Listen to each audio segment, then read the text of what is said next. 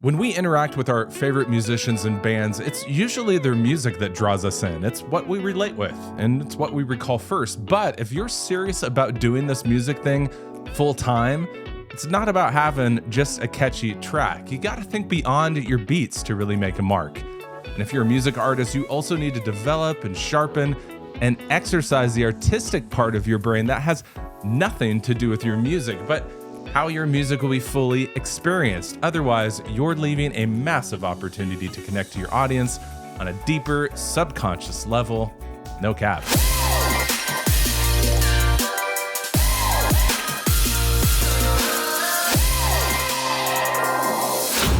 All right, hey there, and welcome back to Christian Artist Pro, a community of artists just like you that are here to learn, grow, and thrive with your projects by giving you access to tools and goals and encouragement and building a sustainable ministry career. My name is Kevin, and I've seen it happen with hundreds of Christian artists over the past 2+ decades, and I'm so excited that you are here. Make sure to hit that notification bell and subscribe. That way you'll be notified when we keep this conversation going in future videos. And also, when you like and comment on this video, you know that helps YouTube know that you're watching, know that you're engaged, and it's going to show it to more artists just like yourself. Okay, today we're diving into the first of a multi-video series that I'm doing for what is called your visual identity, building your visual identity. Basically, how you as an artist are presenting yourself visually through various artistic elements. Now, this is anything your audience is going to interact with that is not your actual music. Yeah, but Kevin, I create music. Yes, yes, you do. And you're going to continue doing that, just like a baker is always going to bake bread, or like a tennis player will always hit a tennis ball. I don't know, but you're making songs is something you're always going to do. But if that's all you're doing, you're leaving out a pretty big step in this whole entire creative process, because music isn't about making music anymore. I mean, anybody can make music, but not everyone is building their visual identity. So today, we're going to be doing a bit of a deep dive on the first element in this series, and that's the importance of a logo, and if you should even think about creating one. Now, we're talking about logo making first because I believe it's one of the best ways to build consistency throughout all your physical products and digital presence. Some artists will use this logo throughout their entire careers. I mean, if you think of bands like 21 Pilots as a current example. I just watched their new video come out and their logo was the first thing there. Or Kiss. In the Christian music space, it's Red, it's Casting Crowns, Big Daddy Weave. They all have maintained a consistent band logo throughout the 20+ year career. Now, a logo can help you do a lot of different things. It can actually help you bridge album covers, it can help influence stage design, it will sell some merch, tie together your websites and social media presence, but ultimately, I believe a logo can actually create a culture and a community around your artists. I mean, think about it. If you see someone wearing a known band logo that you know and love, you feel instantly closer to them, like immediately. You know they know that you know that they know. It's just a community. And if your logo resonates with an audience, it can be something that consistently brands your entire ministry together. It can be this binding agent that just ties all of your branding elements together as one. Now, in the same way that creating art releases chemicals in our brain like serotonin and dopamine, consuming art can actually do the same thing. You know, our brains will actually tie a visual element to a song so strongly that if we see a known logo of a band or an artist, we can actually relive the same memories as listening to their music. Isn't that wild? Your logo can actually have the same impact as one of your songs. So maybe you're sold on the overall concept of having a logo. Maybe you don't even have one. Maybe you do have one and you absolutely hate it. Whatever the case it is, if you keep listening, you're going to get some inspiration. All great. Keep watching. Because the reality is that logo design is something that's incredibly complex because it's so subjective. If you give 100 designers the task of creating a logo from just your name, you could easily get 100 different designs. I did web design for 15 years. I built it up to 240 clients. And I gotta say, designing a logo was one of the most hated projects I did. I hated it because it's subjective. I remember I spent hours, multiple times. I would spend hours on a dozen concepts. I'd send it to the client. I would be in love with every single one. I mean, I designed it. It's pretty cool. But like in one sentence, they would just rip it apart. They would trash my work. They'd say like, not a fan, keep going. What? These are all awesome. So like in that trial and error over decades, I have picked up a few basic techniques and tips in logo design that I just want to share with you here. Consider it 5 considerations, if you will, to take into account when creating a logo, or better yet, hiring someone else to do it, which we're going to talk about here in a few minutes. All right, step number 1, keep it simple.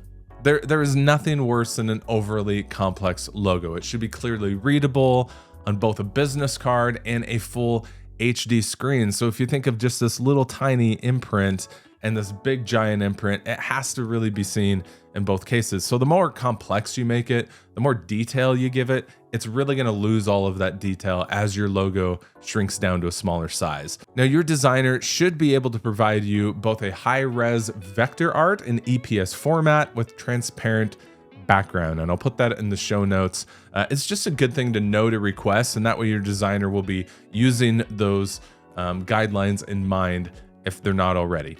All right, another tip number 2 is just to really pay attention to your colors and fonts. Now, the fonts should be clean, and if you have an icon, the icon should be pretty basic. The logo needs to look great in both black and white as well as in color. This is incredibly important, especially as you get into like merch design or any kind of print design, because as you may or may not know, color printing actually is a lot more expensive than just black and white. So make sure it looks great in both formats, and get a folder from your designer with a lot of variations that include like a monochrome logo or a transparent logo for a dark background, and also a transparent logo for a light background. Have different variations so that you can actually use it in multiple places. I'll show you an example, one of just newreleasetoday.com. This is the other site that I run. You can see here that we've got an icon for a dark background, but then we flipped the colors from black to white so that it also can be used on a light background as well. So both dark and light backgrounds, make sure your icon or your logo can be used in both places. All right, tip number 3 is just font use. Now, there are thousands of free fonts available from sites like 1001fonts.com and Font Squirrel. I also want to invite you to check out Envato Fonts. Now, Envato Elements is a great site that I use in all design. I have a subscription, and I'll put a link to where you can subscribe as well in the show notes. But it's just an amazing tool, and you can go through and look at not only fonts, but see them in like a lot of different uses in design. It's actually great for inspiration. If you're thinking about album covers or any kind of print design, it's just great to kind of pull and look through a lot of those fonts. As long as you're not actually distributing the font, like the file itself, utilizing any free or paid font in your logo should be fine. Okay, the next tip that I have for you is just be intentional. This is really important and something a little bit more nuanced for artists that I coach all the time. You know, if you're a rock artist, your logo is going to look a little bit different than if you were like a Southern gospel artist or a country artist. Your design should actually reflect your mission, vision, and values and the style of the music that you were creating.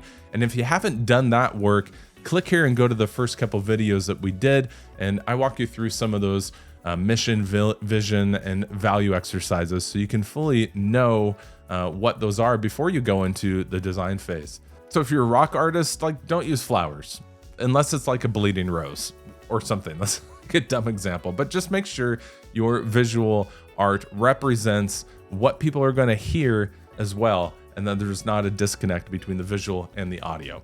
Now, if you can't design a logo or find someone to do it for you, it's fairly inexpensive to hire this out. I would personally recommend Fiverr.com. It's a great start for inspiration and to find an experienced designer who will actually give you multiple options in which to choose. However, it's easy to go cheap on Fiverr because a lot of designers will provide you with different tiers. Spend the money here. This is something that you could potentially use your entire career. So don't just cheap out and go with like one revision and one example. Like find something, in the neighborhood of $300 to $500 will probably get you a pretty good logo in 2024. So if you go into this creative process with some idea of what you want, like maybe you have a drawing on a napkin or examples of artistic logos that you like, that's really going to help your designer out. It's also going to help expedite the process. Just remember that this logo is going to be plastered on everything that you do. So love it. And make sure that your inner circle of people that you trust love it as well. Ask them, send them a bunch of variations. Say, hey, let's vote. Do you like any of these? And if not, keep searching. Don't cut corners here. Don't settle. Ask for honest opinions and just make sure that you get something that you love and can really take with you in all your different places as you build your as you build your visual identity. Okay, so that's all for this one. In upcoming videos, we're going to continue this discussion of creating your visual identity. Make sure you like this video, subscribe, and hit that bell. That way you're notified when we hit upload. And of course, leave a comment. It helps us out. And I'd also love to interact with you. Hey, until we talk again, take care.